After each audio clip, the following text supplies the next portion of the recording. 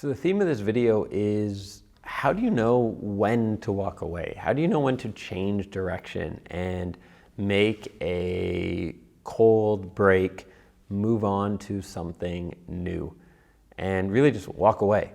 And this is a really tough thing to do. It's a tough thing to do for everybody. And I think especially for us NFP types, because we are so open to possibilities. And I'm going to actually include ENTPs. I was just out with an ENTP friend of mine, and we're all about the possibilities and solutions and finding ways to make things work. So just to say, no, that's not working, or no, I don't want to do this, it's not really aligned with us. The problem is, if we, as the saying goes, if we throw good money after bad, we can end up losing not only money, but a lot of time. Now, if you spent much time learning about psychology or poker for that matter, you've probably heard the term sunk cost fallacy. This is where people tend to make bad decisions because we evaluate our current decision based on our past decisions and what we've invested in terms of time or money, even if that time or money is already lost.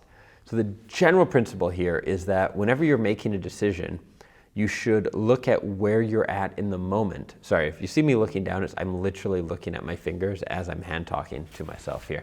It's weird, right? I'm like learning from myself.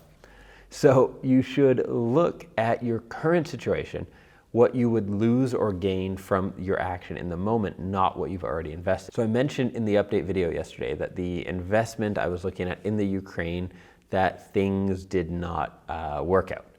And that's sort of the inspiration for this video and what really made me think about it, and also what I'll use as an example to help really convey it. So without getting into too many details and sounding like some kind of a soap opera here, before coming to crunch time to actually sign the agreement and move forward on this one investment, there was a string of other decisions and investments that went on, little things.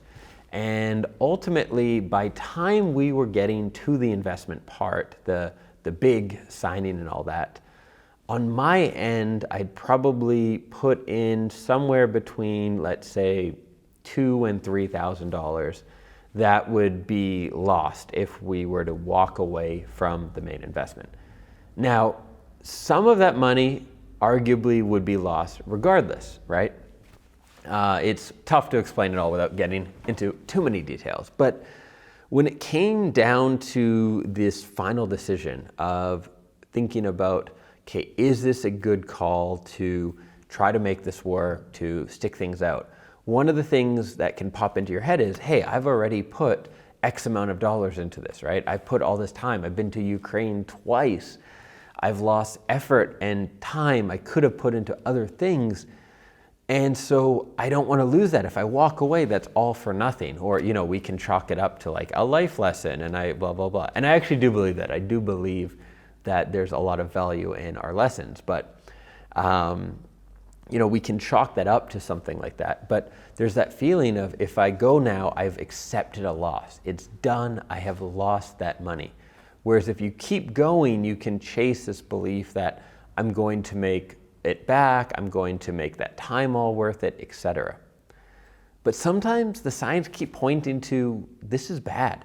Like maybe you've been in a relationship for 2 years and you fight a lot and things aren't perfect, but you started the relationship when you're 27, you're now 29, and you're thinking to yourself, I gave this person 2 years of my 20s, like that's prime dating time, do I really want to have wasted that time? Maybe we can find a way to make it work, right? It's this sunk cost. We feel like we've invested something and we don't want to have lost that. The thing is you don't get that back regardless. That time is gone. So if you've had 2 years of a mediocre or bad relationship, having another year of a mediocre or bad relationship is not going to make up for those first 2 years. It's just another wasted year. Same way as if you've followed an investment and maybe you've had a disproportionate amount of stress or anxiety about it, or just generally lost some money on it, continuing down that investment route is not going to make up for that. If anything, you're going to end up losing more. So in many, many cases, it's better to cut things off, right? Have a clean slate and just say, hey, this has been lost. This was a learning experience or a bad investment, but I'm going to start fresh and I'm going to move on. In my case, with this specific investment and this whole plan, that's what ultimately I decided to do. And the minute I accepted that, I felt so much better. I felt this new energy back, and it was kind of, let's say, proof that it was by far the right decision and the right move. But this can be really, really hard to accept. There's a natural bias we have to consistency, to moving in the same direction, and momentum can be really powerful and really dangerous. So if you do find yourself in a situation, whether it's a relationship, business partnership, some kind of investment, anything that you've been doing where you feel like you're trapped and everything in you says like, I shouldn't be doing this, this is not the right move, this feels like too much work, or like there has to be a better way to do things, don't feel like you are trapped. Don't feel like you have to keep going because you are. It might be really difficult to change direction, right? It's like a giant freighter ship. It's really hard to initially change direction. But what you'll likely find is when you do, you feel an immense relief, and ultimately things work out a lot better. And you'll be surprised by this, the people around you will accept it a lot better than you would think.